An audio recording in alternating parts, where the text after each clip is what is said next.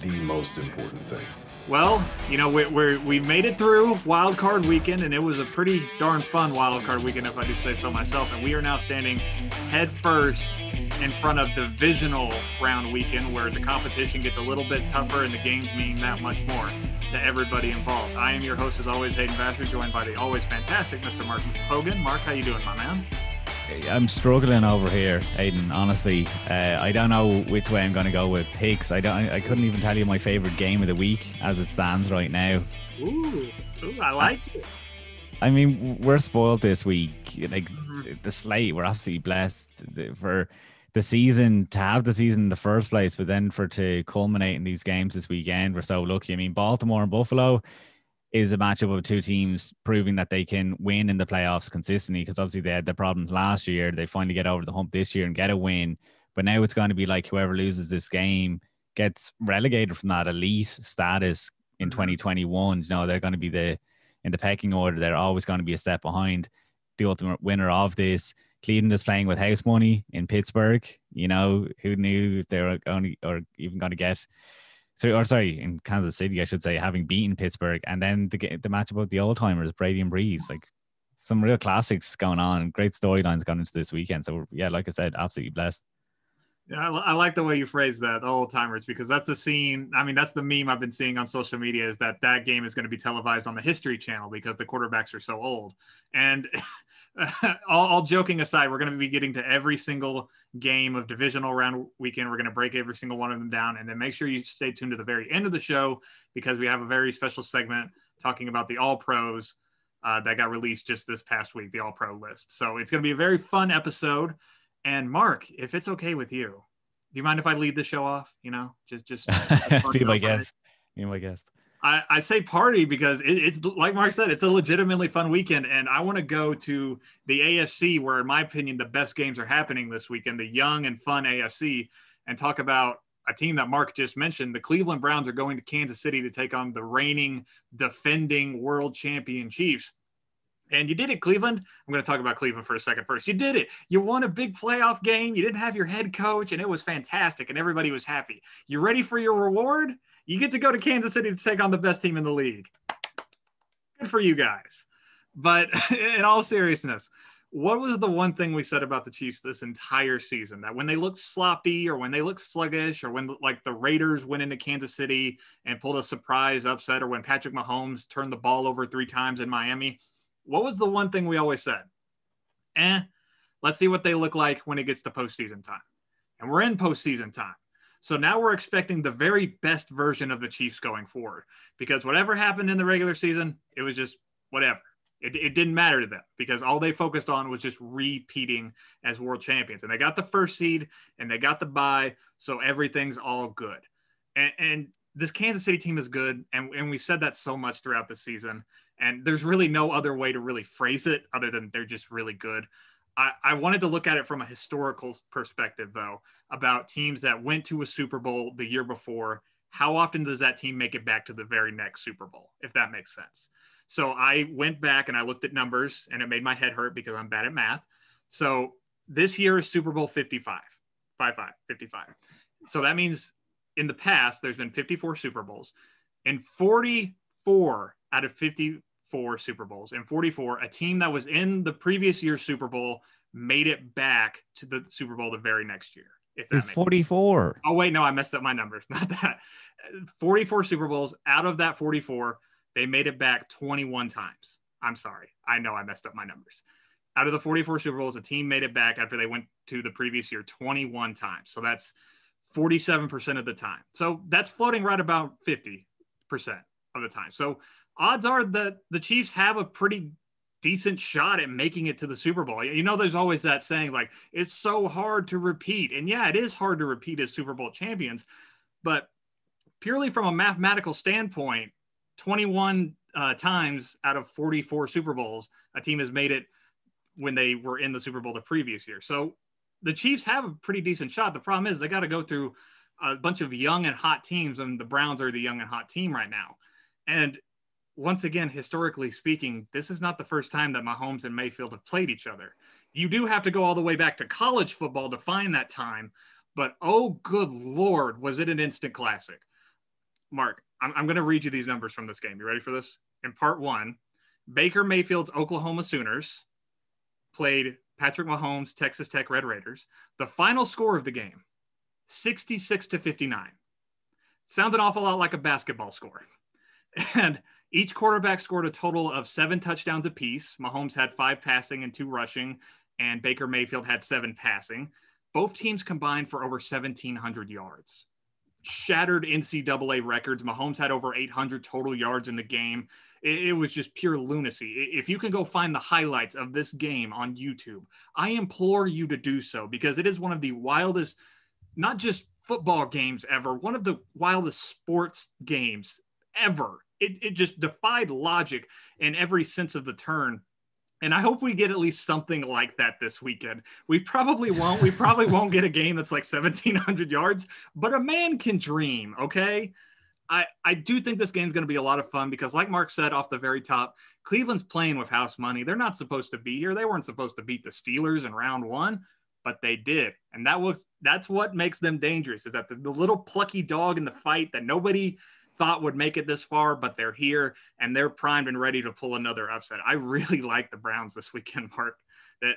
They're dangerous. They woke up feeling dangerous. I think they're dangerous from one point of view, and then from another, not at all. So yeah, we're lucky, or they're certainly lucky, that they got through Pittsburgh, especially when Kevin Stefanski wasn't on the sidelines the other day. But like that told, we didn't see a whole lot out of Cleveland against Pittsburgh, quite honestly, or certainly I didn't. I fell asleep for the first quarter. It'd been a long day, but I was paying attention to the game through the groans of my Pittsburgh Steelers supporting brother. And just turnover after turnover, he would wake me up while I fell asleep on the couch. But when I then turned it on, what did they do? They went on to lose the rest of the game. Cleveland did 37-20, as far as I'm concerned, because they played prevent defense, which again, they were so far ahead that they could take that risk. But like, to me, it wasn't a playoff looking team.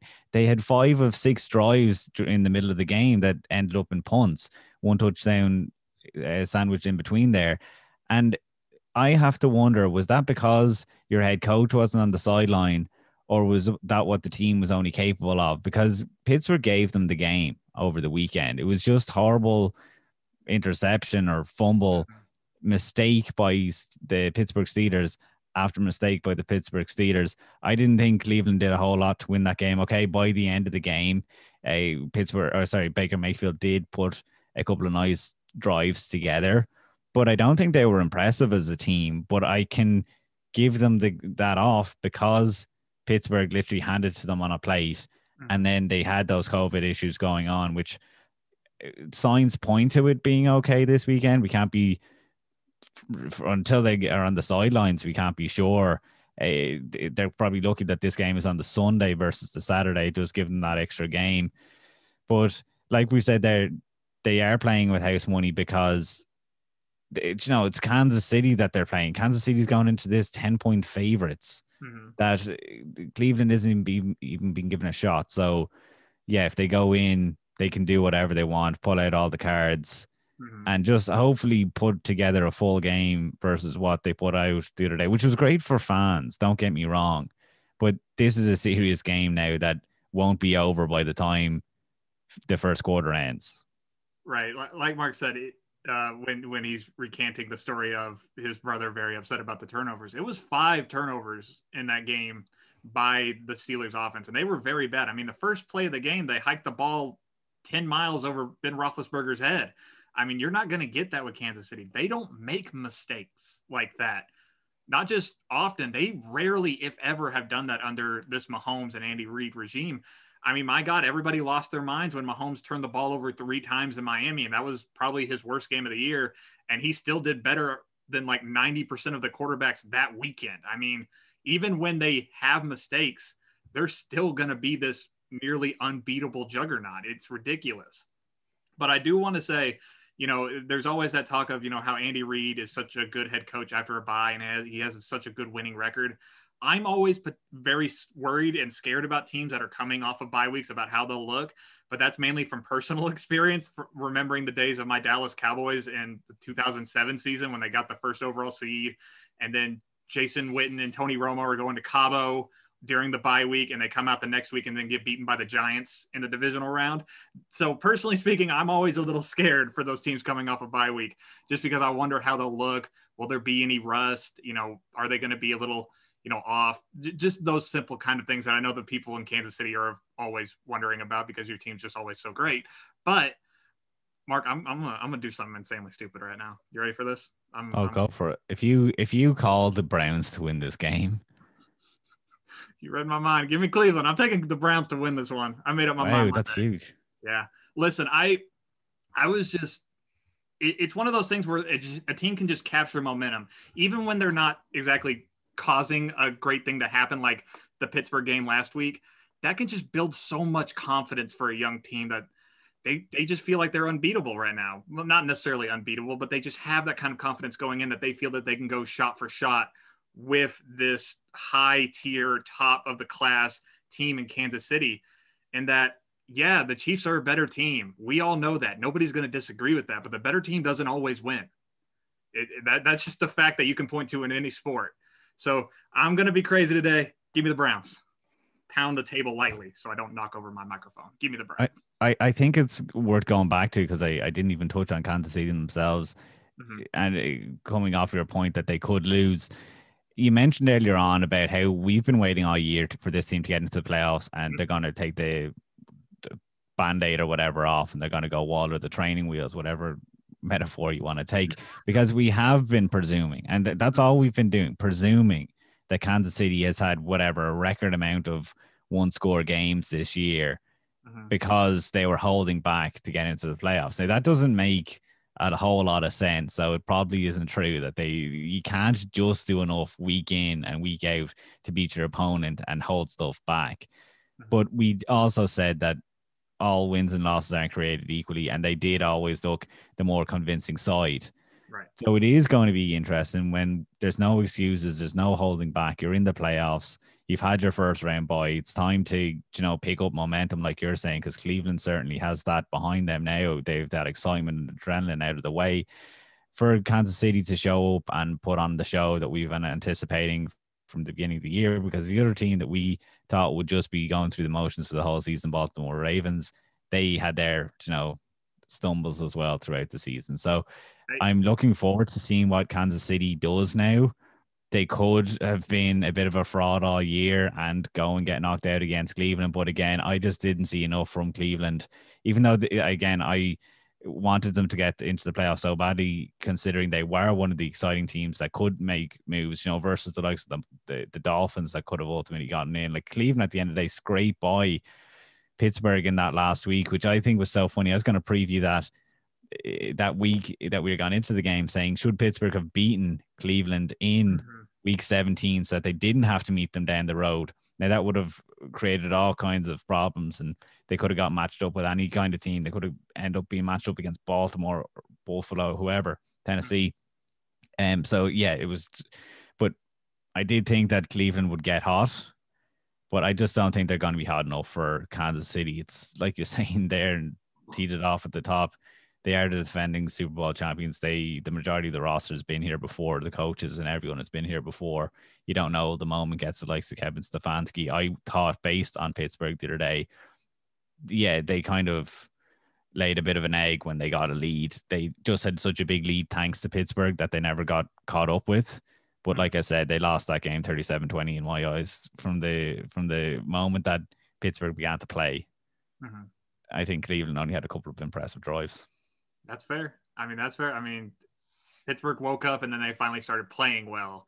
But at that point, it was too little too late. And that's the point of the playoffs. You can't show up for only, 3 quarters. You got to show up for all 4. And if the Chiefs only show up for 3 quarters, they'll still probably win the game because they're the Chiefs. And that's just how it works. So that's what they've shown us so far. So I'm taking the Browns. Mark's taking the Chiefs. And I know I'm probably going to get roasted on it for social media. And I'm prepared for it. I'm Yeah, prepared. we'll see. I didn't get roasted the other day when I picked the Rams in that game when it could have been an obvious thing to do was give out of me. So maybe we have some good followers. Of course, yeah, we didn't even mention check out our picks on social media, Twitter and Yes. Instagram. We have all the guys back again, 7 pickers, and I'll be going head to head to see how we do.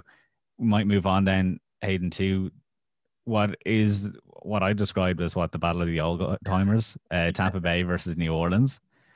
And it's another matchup. Again, I just think these matchups are so well laid out that if you missed it on Sunday, having played on the Saturday, having guaranteed their spot this weekend, Tom Brady took to Instagram talking about who the fans wanted to play in the next game because obviously their opponent hadn't been determined yet, and he was suggesting, "I know who you all want."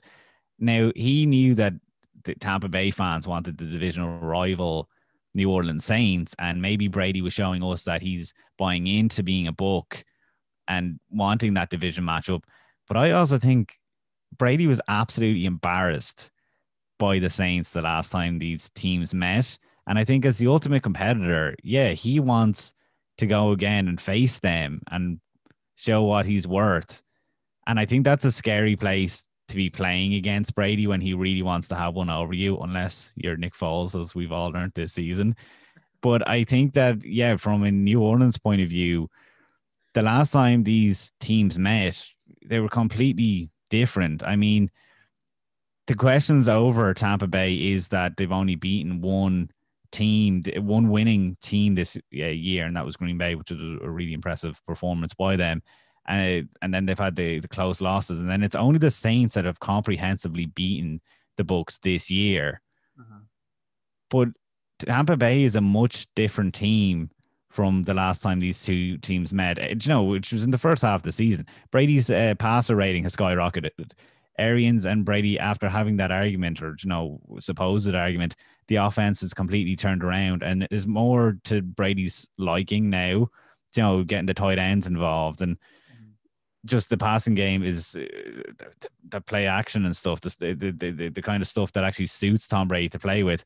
And then if you look at Antonio Brown, he was only becoming eligible to play for the Bucs back then. He's become a focal point of the offense. He's getting as many targets since then as Mike Evans has. Plus, there's this familiarity with the Saints that obviously the coaches for the Bucs will have. Like, they saw New Orleans at their best already this season. And that coaching squad, if it's as good as people believe it to be, should be able to make the adjustments to beat the Saints now. I mean, I wonder, does this game propel Todd Bowles, who's already in that head coaching candidacy, if he can put up the stingy defense that we know he can against New Orleans and knock them off? Does that really solidify him getting into the head coaching race, actually getting the head coaching job again? I mean, to me, I don't think he's the strongest candidate. Having watched what he did in New York, I just think he's so good as a defensive or in the defensive role that I don't think he's a real rah-rah guy that can lead a team. And that was demonstrated when he went to the Jets.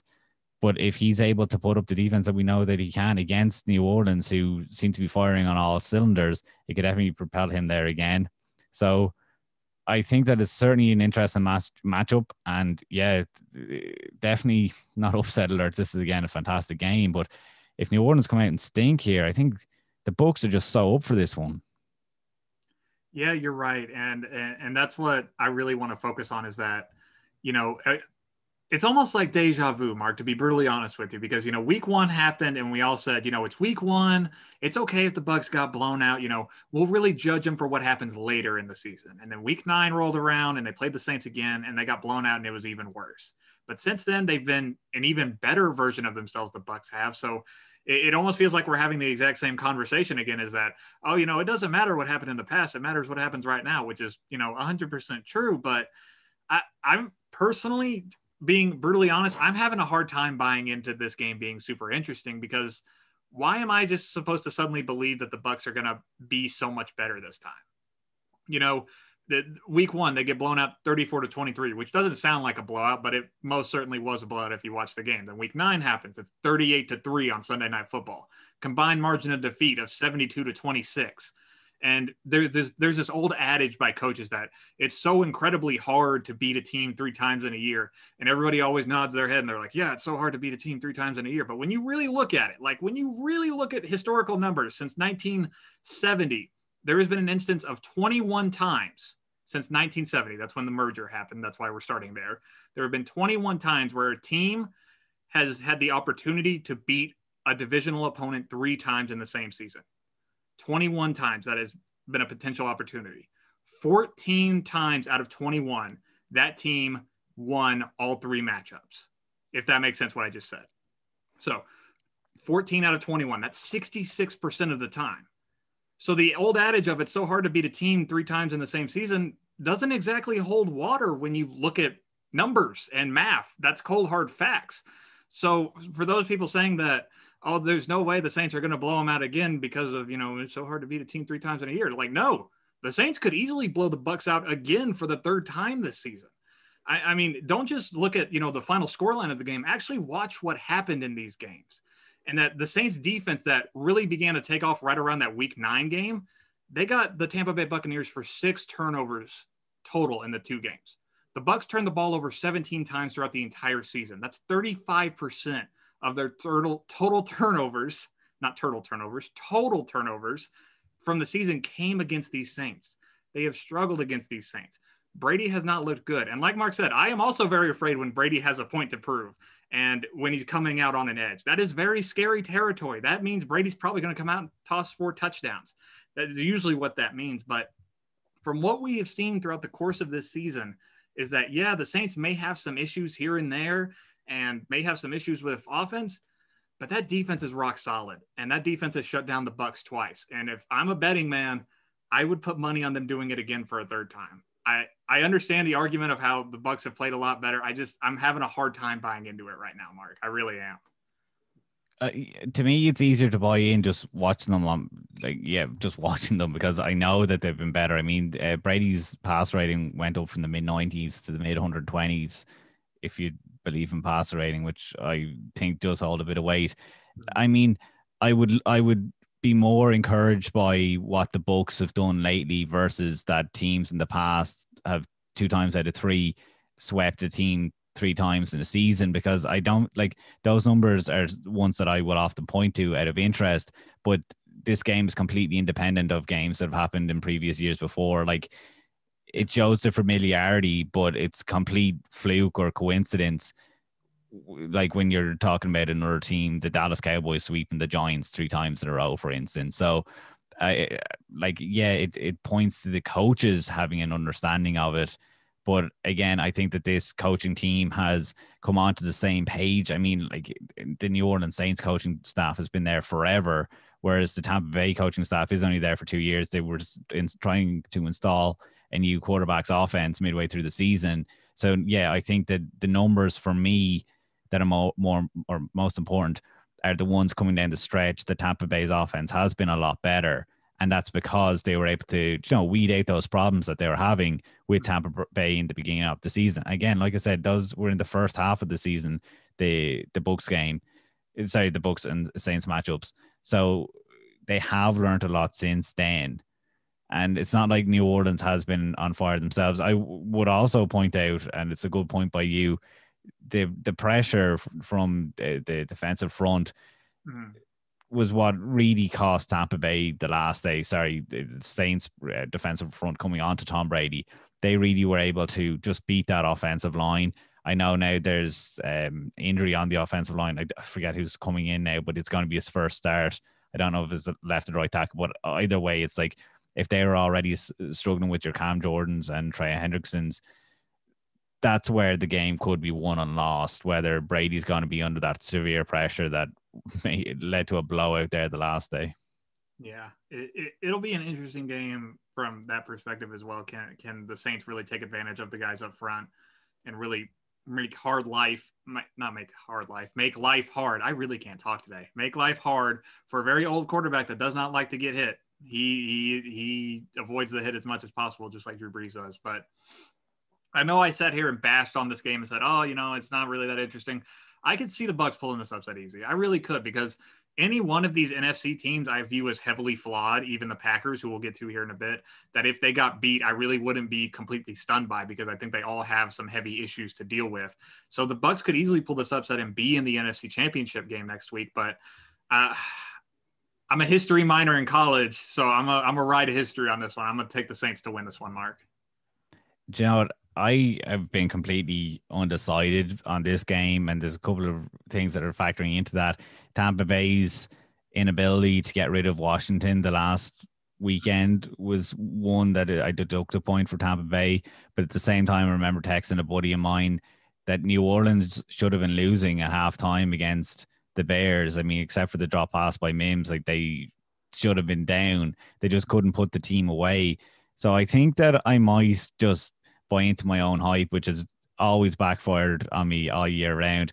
And I'll just ride with Brady. I think that Drew Brees has shown some struggles throughout the year.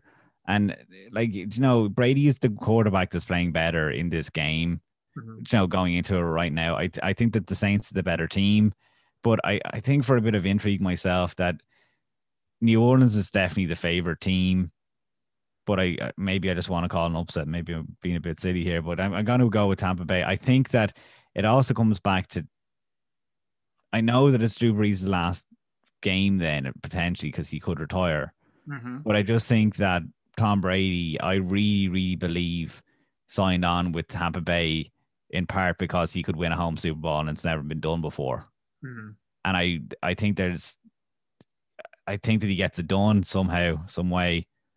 This should be a different game, I think, than what we've had twice already this year. So yeah, let's do it. I'll go with Tampa Bay. You're on New Orleans. So right now we haven't picked the same game twice. That's exciting.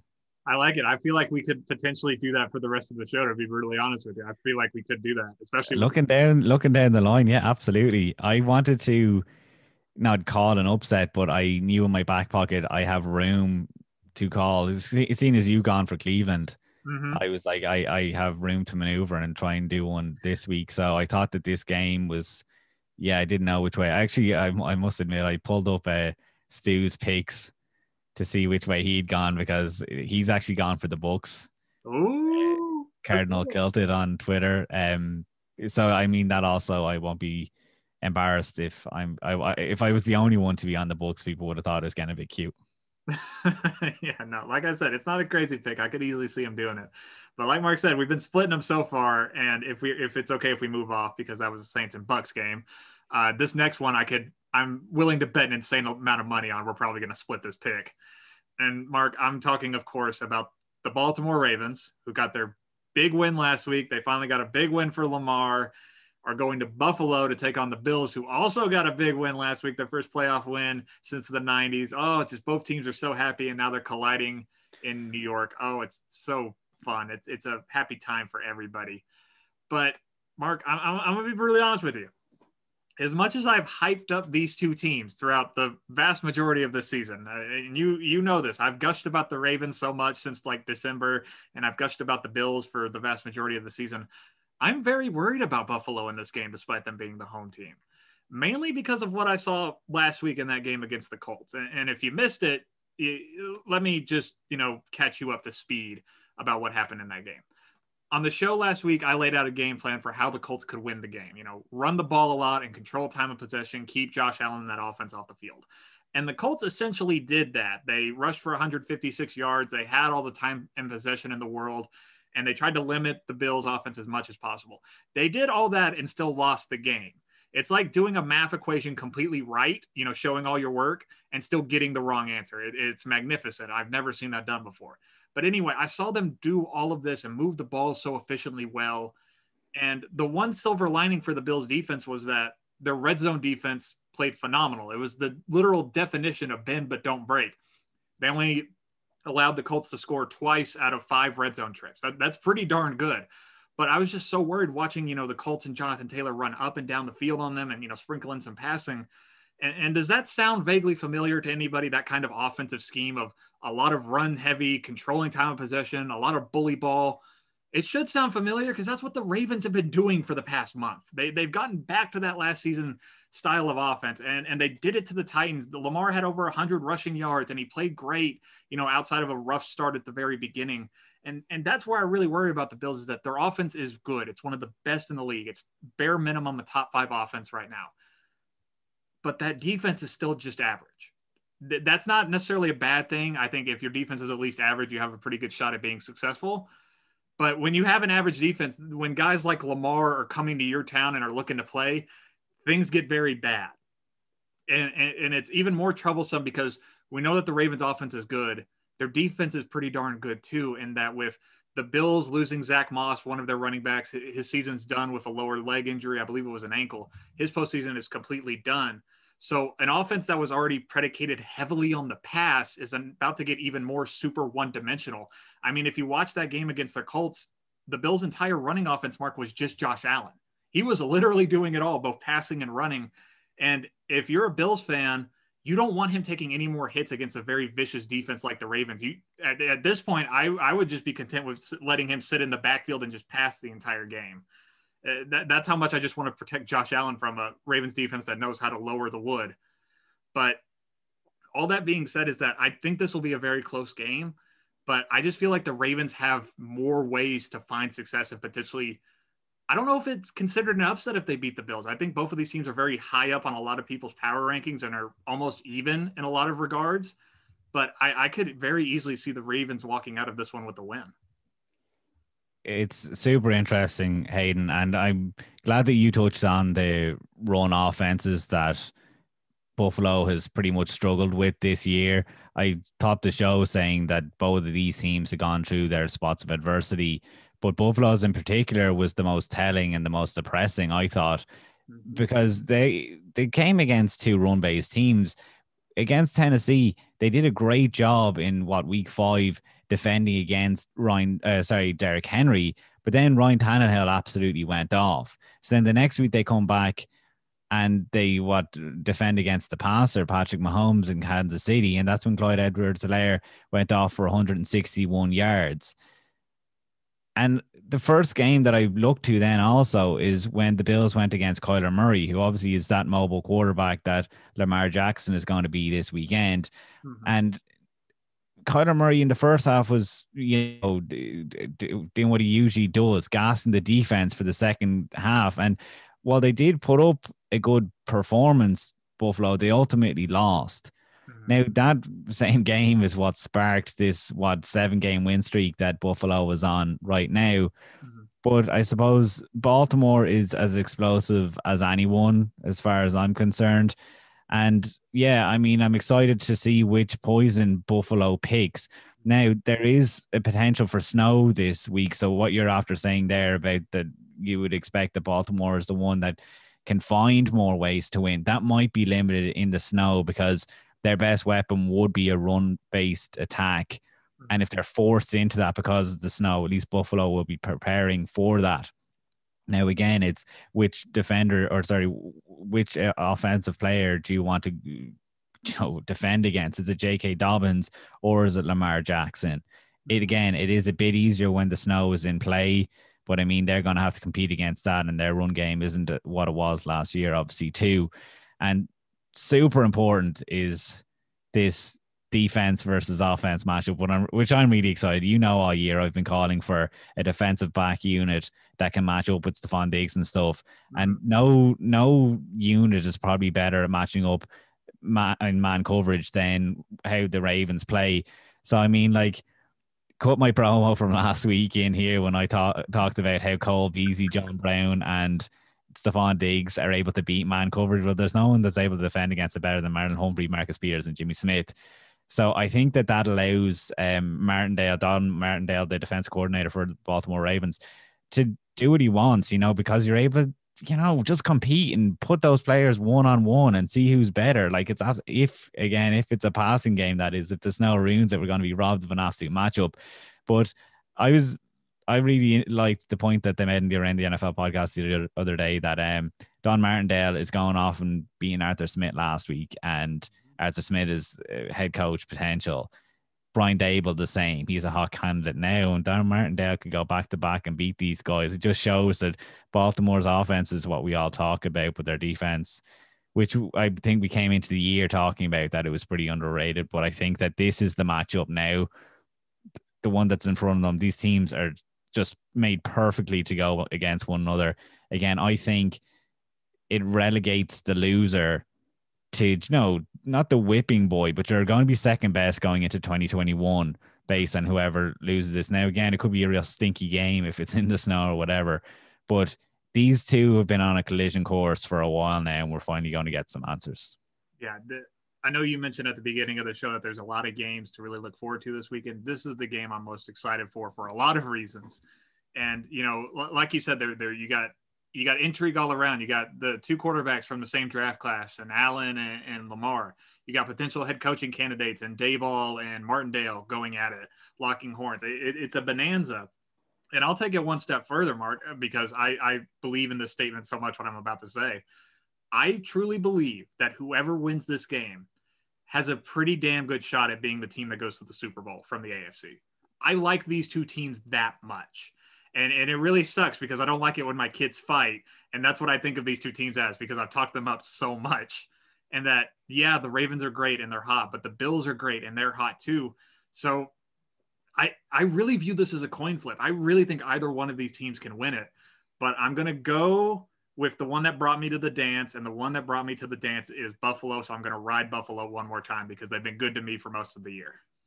Damn, I thought the way you came in this year going Baltimore. So we have gone for a split here too. I'm going for no. So you're going Buffalo. I'm going Baltimore, right? Yeah, just to get that correct. I'm surprised. I'm probably being a bit of a homer because I've been taken aback by how Baltimore's been able to turn it around. Again, this game, if the snow is involved, the change is big time. But I get really excited when I see the matchups, and I suppose I'm going down on my sword, that I really thought that a good man defense could beat Buffalo.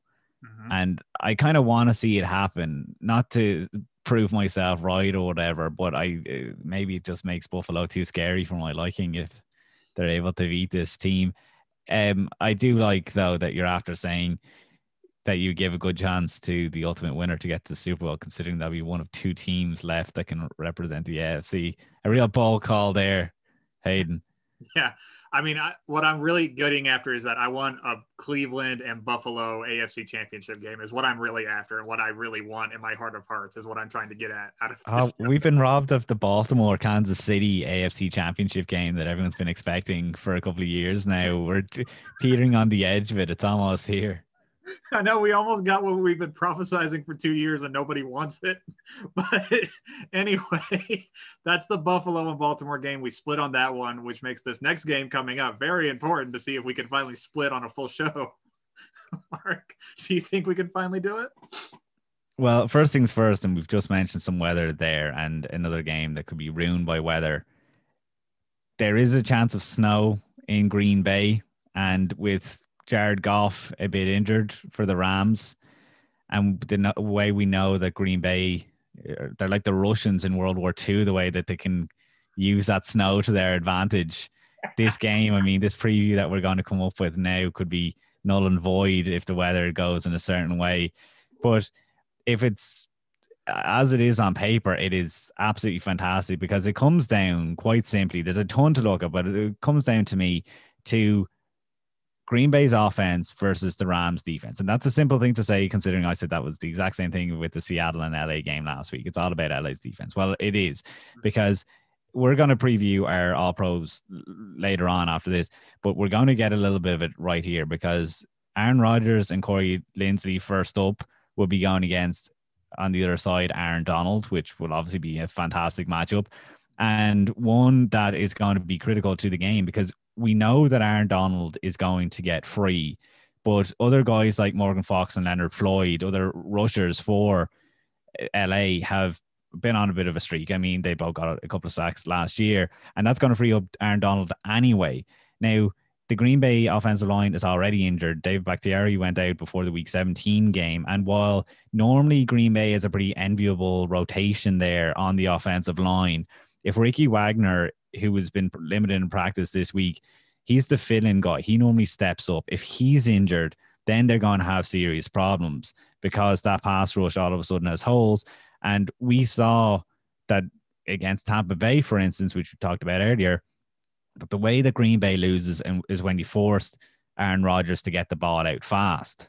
Now, if they can get the ball out fast, it's going to be going against probably the best defensive backs unit in the game right now.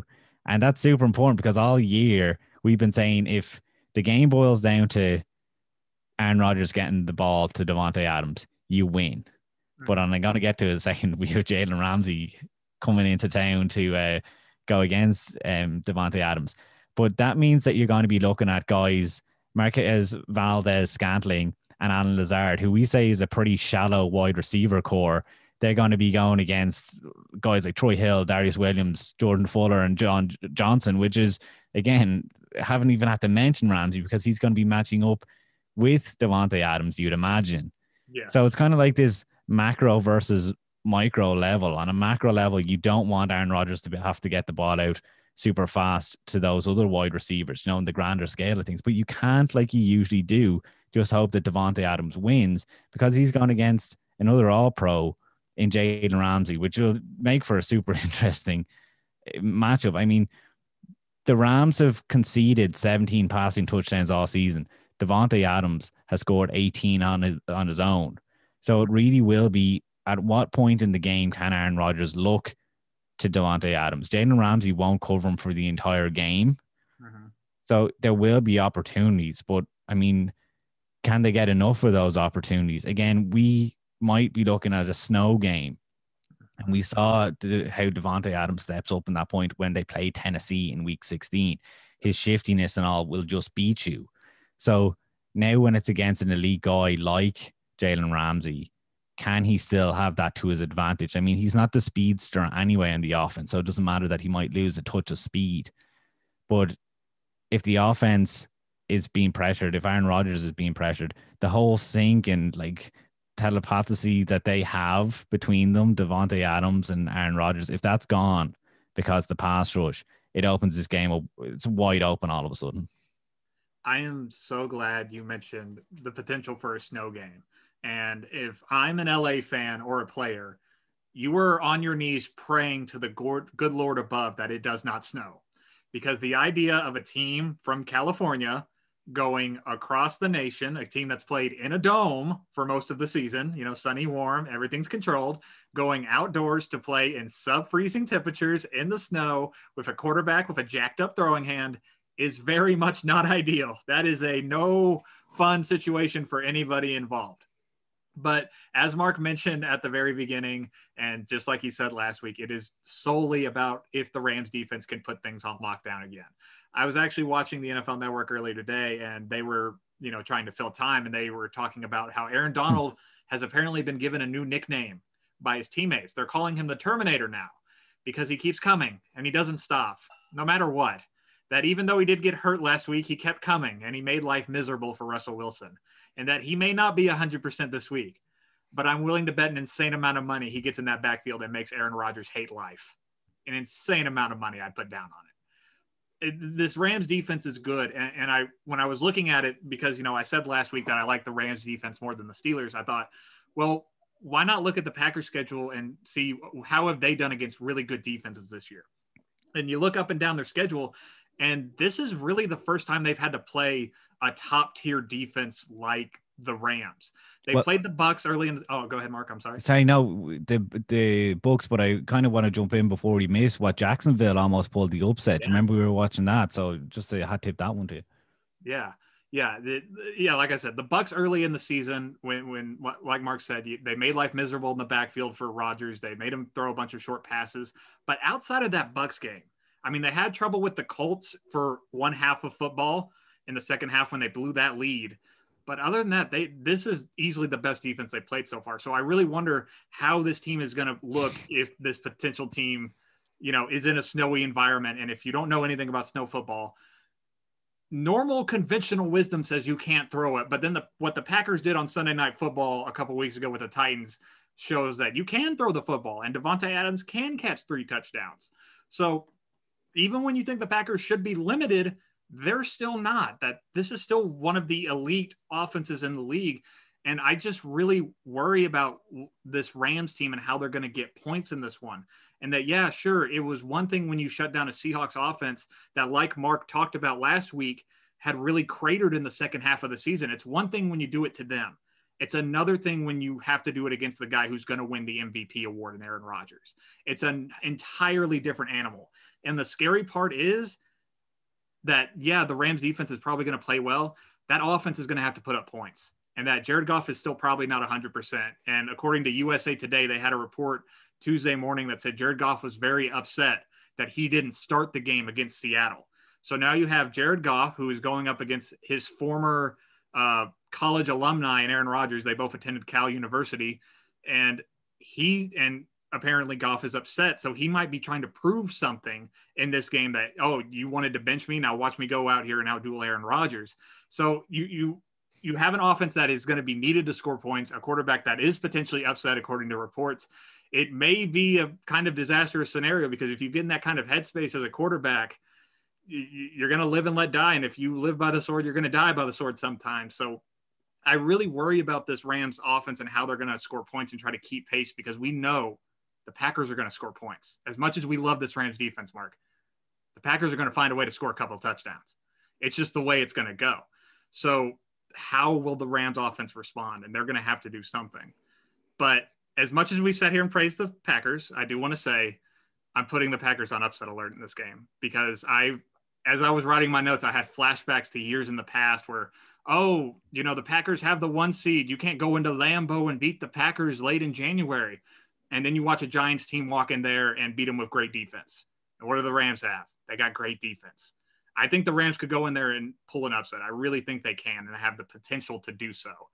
But it's going to require a minor miracle.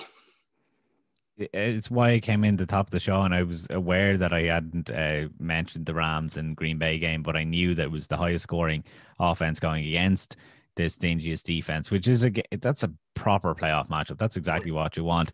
Now, I struggle to compare, I suppose, the performance against Tennessee from the point of view that I like that we saw what Green Bay could do in the snow. Mm-hmm. But again, Tennessee's secondary was absolutely abysmal. Like they should have absolutely taken Davante Adams out of that game. But what we should mention is what happened then. AJ Dillon stood up behind Aaron Jones. I was in a clinch or a crucial. It was the final of fantasy football.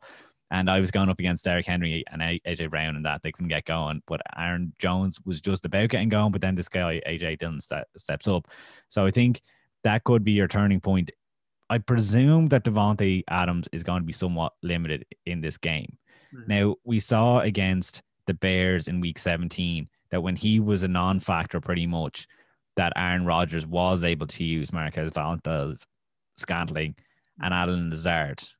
So there is moments where those two players step up, but again, it's just all year and for the last 2 or 3 years now, I've really struggled to get on board with those players because they're so hit or miss, and it's just so crucial against such an important defense, such a big time defense, whether they're going to step up. And I just think that against this secondary, they could be nullified somewhat. So will it come down to the running game? In which case, yeah, the Rams, the run defense is pretty good, but can they get it going? And I should tee this off by saying the difference then is Green Bay to me has a pretty good defense too, going up against the offense. And I think that, look, at the end of the day, that's why it's going to come down to the defense for the Rams has to stop the offense for Green Bay, because the Rams offense could also be pretty easily stopped by Green Bay's because it's pretty good too.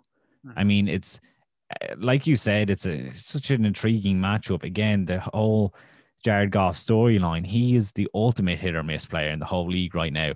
If he wants to put his mind to something, I don't care, because he can't put his mind to anything. He's never proved himself to be that clutch player that can switch it on, because he's just one weekend he's good, the next he's bad.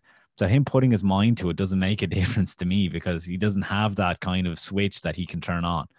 So it's whether or not Sean McVay gets him going or whatever. And again, if it's in those cold conditions and you have a gammy thumb, that sucks because you already lose a bit of that physicality, as they say. It's just it gets inside you, that cold. We all know what it's like. I went out taking down Christmas lights there recently, and I went outside and I had to go up the ladder, and my hands were I had to do stuff with my hands. I had to take my fingers out, and they got frozen. Now imagine that with the football for Jared Goff. He already has a thumb that's going to be numb on him because it's just 3 weeks removed from surgery. I think that it could go south pretty quickly because it's going to be cold regardless. Even if there's no snow on the ground, it's going to be cold regardless. So I think that when it boils down to it, I'm siding with Green Bay based on that. I don't know if the offense for the Rams can get going, whereas I have more faith. And even though it's a superstar matchup, I can't say that Green Bay is going to come out on top of the offense. Their offense is going to come out on top of the Rams, but I think that they have a better chance than the Rams offense as a performing, if that makes sense. It does make 100% sense. And you're absolutely right, especially when you were talking about Jared Goff being hit or miss. And when I started writing my notes and I put it down as, Green Bay's on upset alert, I thought about it. I'm like, can I take the Rams? And then I thought about it. I'm like, Jared Goff is going to make that pick miserable for me because you won't know if it's going to work out until about 10 minutes into the first quarter and he throws his second interception and you're like, yep, this isn't working out. But God, screw it, Mark, put me down for the Rams. We're going to split on everyone this week. Put me down for the Rams. I'm feeling bold. We could look awful city at the end of this. At least we were that means we're guaranteed to go 2-2 each, right? Yeah, guaranteed. Okay, brilliant. I mean, it's a 50% record. We have a game to give up, I suppose, after last week's picks in the legacy picks. Yeah, I mean, I'm super excited about the LA Rams. I had my fun picking their defense last week. And now I think that Green Bay, I think that they're favorites from the NFC side of things to win the Super Bowl. So again, they're at home. They know how to use that snow. So I'm going to be sensible considering the picks by and large have been pretty wild today. Watch me go 0-4 on my picks. Watch it. It's going to happen. Hopefully I can make up for not going 6-0 the last day. I was pretty devastated when the Steelers lost that game. I was 5-0 through the first 5 games, looking pretty. Oh, yeah. Book it, people. Hayden's going 0-4 this week. So that's it for the divisional wildcard weekend preview. That's all the games, and we're hoping we get a good slate. It looks like it's going to be a fantastic slate of games this weekend. But don't go anywhere, people, because we have one more segment left on this week's show. Because if you missed last week's show, we had an after segment where we talked about head coaching. And I really wish we had, postponed it for another week because we would have gotten to talk about Doug Peterson being fired by the Eagles. Mark and I talked about it off air, and we both agreed that we would put that just barely above the Lions, where we talked about it last week. We both agreed on that, and I was very happy because we kind of said it at the same time. So yeah, to run down who those were, I mean, you have the sexy names, the Jags, the Jets, the Chargers, who have pieces in place, and then it drops back to Atlanta, and then I think there is a huge drop off. Then I certainly have Houston at the very bottom because it's just such an awful mess going on right there now. You don't know who's going to be with the team, if they have a quarterback or not last year, and then you have former players coming out and just calling it a mess, calling it as it is. And then the Lions are just so average that, yeah, we put them in the 5th spot, but above those 2 bad franchises, but then behind the other better spots like the Falcons, I missed there, have the piece in place. And I think that it could have almost dropped below the Lions because it's so toxic now in Philadelphia. I hope they don't go down the same path as the New York Jets, just expecting results to come instantly and out of nowhere. We always thought that someone was going to get scapegoated, but I thought if anyone was going to get scapegoated, it would have been Carson Wentz because, when Jalen Hurts came in, the offense was tinkered with thanks to Doug Peterson. But then it was also Howie Roseman didn't put the players on paper to put them in the best position to succeed. Now, the owner, Jeff Lurie, he might have been scorned before by Chip Kelly. Doug Peterson has only had 2 more years than Chip Kelly, would you believe, in the Philadelphia Eagles organization, which isn't long enough. Now, he wanted someone that would agree with him, and like you might have said, or sorry, you said it off air, that whoever comes in has to go with the quarterback that's Carson Wentz, and that's not like, you don't need your owner making the decisions like that. You hire a GM, you hire a head coach, and it's up to them to make the decisions that's best for the team. That I think, that's what makes this a bit of an unattractive organization to be going into if they're going to start meddling like that. Like, even if you look at the fallout from the players kind of getting against Doug Peterson after he tanked, the way that Carson Wentz wants out because of Doug Peterson, but then before there was whisperings that Nick Foles was the preferred player a couple of years ago in Philadelphia. That's why the players rally around him. Look at defensive coordinator James Schwartz, that there was no way he was renewing his contract. He just retired versus going back into the organization because it was such a mess there. That there just seems to be too much going on with Philadelphia right now, that they're just going to be in a right hole. And I wouldn't want to be any part of it. So maybe head coaches be wise to that as well. But then some of them, I mean, look at what Brian Flores did going to Miami. He was a pretty hot mess when he went there a couple of years ago, and he's after turning that thing around. I thought that he was getting absolutely shafted. I thought they wanted him to tank for Tua, and that's why they put him in place, and they're going to fire him after a year. But obviously, yeah, he turned that thing around. So maybe I'm being too critical of Philadelphia. But yeah, to put a bow on the Doug Peterson thing, he came in as this aggressive coordinator that brought in the analytics to go for on fourth down. He continues to do that, just it wasn't with as much success. He then wouldn't kind of suit his offense to Carson Wentz, which was obviously a bad thing. And then it's like he also brought RPOs into the league and he stopped using them as well. So it's like, I thought that he was at the forefront of a lot of things. I would say that you couldn't really hope to get a better coach than him, but I guess he was getting a bit stale. I don't know, is he playing it too close to the vest? But I think that, yeah, he just wasn't the same as he was. But geez, I would have given him another year at least. He was the one piece that I would have kept out of himself, Harry Roseman and Carson Wentz. I probably would have ordered it Doug Peterson, Harry Roseman, then Carson Wentz. And to Carson Wentz, far behind Harry Roseman, because I think he's a great GM as well, even though he didn't put the piece in place. But yeah, that's my ramblings of the Philadelphia Eagles. I think it's definitely a mess, but it's interesting to follow along. Obviously, that's what we're following the sport for too. It's crazy. They fired a guy that they built a statue for in Doug Peterson. It's absolute insanity.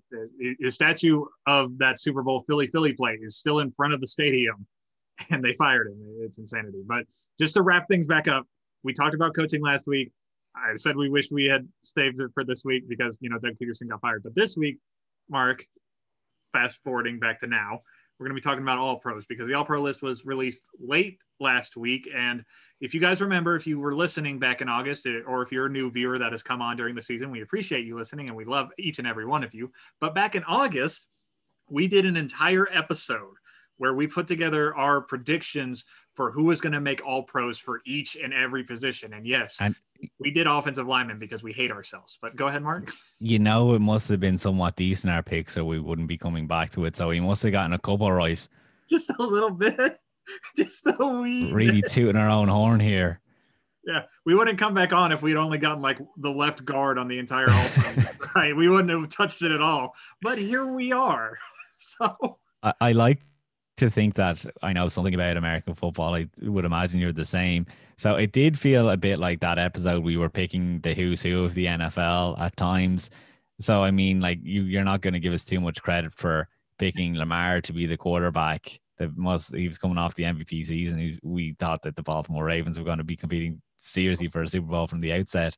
What a brave choice to pick Lamar. Oh, yeah, how brave. So, I mean, look, that was one that blew up in everyone's face, I suppose, because there's nothing to point to. It's not like he went out injured, like, say, our running back who was Christian McCaffrey. I think it's interesting. Sorry, I'll let you pick it up again now. But, like, the wide receivers, we could not look past DeAndre Hopkins and Michael Thomas. We said that they'd done it like they were going for a three-peat, the duo. Yeah. And I had mentioned the ultimate guys were Devontae Adams, who we had tipped. Tyreek Hill was an all-pro, and I said there's no way that he could be an all-pro, not with that offense. It's just too much. Mecole Hardman and Travis Kelce and stuff would be getting touches from him. And then, DK Metcalf, he ended up in the second team all-pro, but as an absolute wild card, I said that he could get there. So, I mean, he had a good season. I mean, I thought it was a good pick at the time. Looking back on the names that we mentioned, like a lot of the names, like Michael Thomas, that sounded like a surefire safe pick to make the wide receiver all-pro list. And, he gets hurt and he misses the majority of the season. If I remember correctly, we had picked the tight end out of San Francisco, Kittle, to be the tight end for the all-pro list. And injury got us there too, yeah. Injury got us there, but you can't knock Travis Kelce for getting it. He was one of the only two players to be a unanimous all-pro this year. You can't knock him for that. He was one of the best players in the entire league. In fact, he was one of the best receivers. Like, he put his numbers up against wide receivers. He's better than most of the league, for Christ's sake. So just for that one. And we're saying, Hayden, how like Kansas City only just got by a lot of their opponents, but like on the offense, they had Well, Patrick Mahomes was the second team quarterback, and then you had two pass catchers for the team also make the All-Pro list as well, which just goes to show like everyone just takes the Chiefs for granted. It's absolutely outrageous. Like you look at the All-Pro list, and it's a bunch of players from teams that are still in the postseason. Like the Packers had 2 offensive linemen that were on the All-Pro list, and you got your quarterback, who's the All-Pro quarterback, which surprises nobody. But it's a bunch of guys who are still in the postseason. It's a who's who, and then you got guys like we mentioned earlier, the Terminator, Aaron Donald, the other unanimous All-Pro vote, which was a guy we mentioned, because of course you're going to say Aaron Donald is going to be an All-Pro. Like you're crazy for not saying, Well, let us also say that we got the front 7 on the defense pretty correct. I mean, we had TJ Watt, we had Myles Garrett, we had Aaron Donald, we had DeForest Buckner. Sorry, not the front 7. I was getting ahead of myself. I suppose Khalil Mack got on the second team, so he wasn't far away. Oh, and Darius Leonard, of course.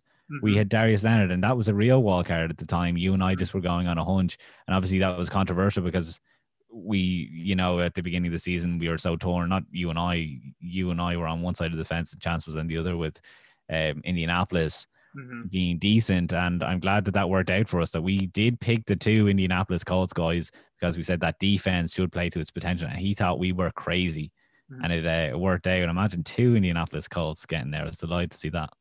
Well, it's Darius Leonard was the one guy that we had to reach on a bit because, we weren't exactly certain if their defense was going to be good or not. But the other Colt that made it was, Quentin Nelson, the left guard.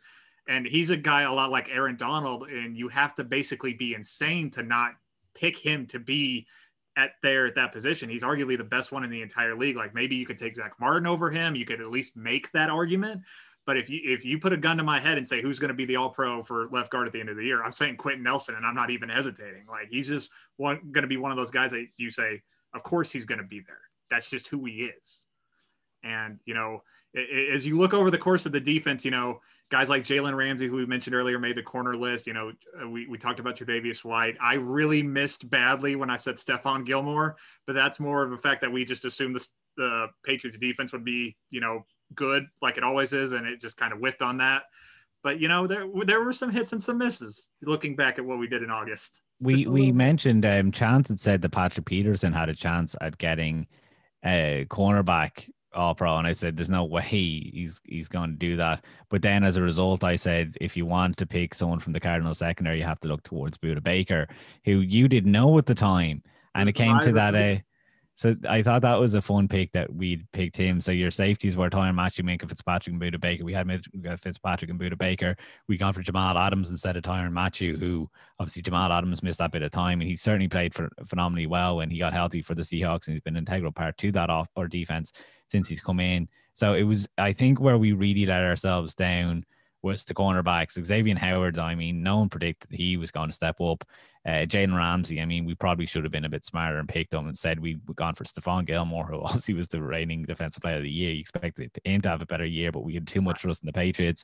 And Tre'Davious White did become a second team All-Pro. So, I mean, again, there was a bit of a gimme, seeing as he was on the team the year before.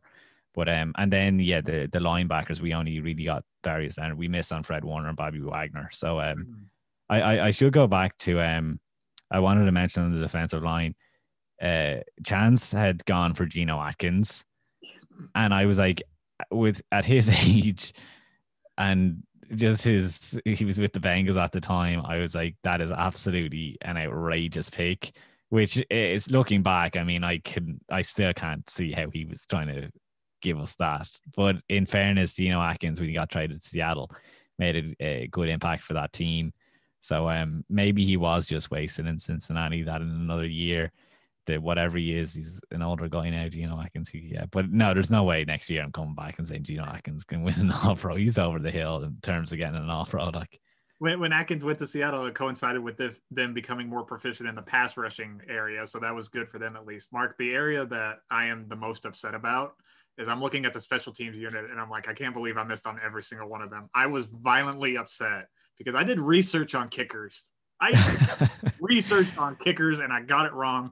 I said Will Lutz would be – I think I said Will Lutz would be the kicker for – no, I said Justin Tucker. I said the punter for New Orleans would be on the All-Pro list, and I got them both wrong. It's Jason Saunders from Miami is your kicker, and then Jake Bailey, the punter from New England, was on the All-Pro team, and I am just violently ill about it. I'm just so torn up. I've lost sleep over it, you know? I think I gave you the generic names, Justin Tucker for the kicker, and left it at that. I mean, not that it's not exciting or whatever. Yeah, it's a great aspect of the game. But the punting, no, New England, that was their one saving grace, though. On a serious note, it was the punting all year, which obviously you don't want to be saying about your team, especially the Patriots organization, to be reduced to that our punter was great. But no, it was. It was phenomenal. Their special teams unit was top notch this year. It really was. And it was, like Mark said, it's the one thing they did right. And just to put a bow on this whole thing, we kind of did gloss over the offensive line, but and that's partly because I talked about it during the Green Bay preview earlier on. But for David Bakhtiari and Corey Linsley to get on for Green Bay, it looked like that offensive line was on a downward slope for the last couple of years. Like even with the Mike McCarthy year, people didn't know where it was going anymore. There was just such frustration around the team that they weren't playing as well as they could, that I don't even know that I mentioned. I wish I did, because it'll make for a better promo.